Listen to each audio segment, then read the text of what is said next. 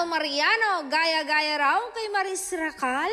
Panalo talaga ang promo ni Bel Mariano para sa isang TFC event sa California.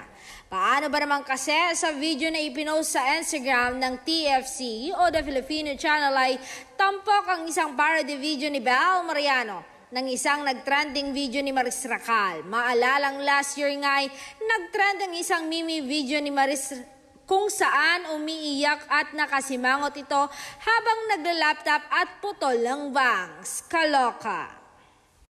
Kuhang-kuha nga ni Bel pati ang outfit at pag-i-emote ni Maris sa kanyang promo video kung saan kunwari ay hindi pa siya nakakapag-book ng ticket para sa TFC event. Ngunit nag-iba ang mood nang makuha na ang confirmation. Inipit nga rin ni Bel ang kanyang bangs para magbukang maiklet. Kuhang-kuha talaga ang get up ni Maris sa kanyang meme video. Super kwela talaga ang ganapan ni Bel na siyang pinusuan din ng mga netizen. May bonus pa nga na pakilig dahil sa end parody promo ay dumating bigla si Donnie Pangilinan at tinanggal ang pagkakaipit ng bangs ni Bel, sabay sabing, "Smile ka na, may ticket na tayo oh, bongga."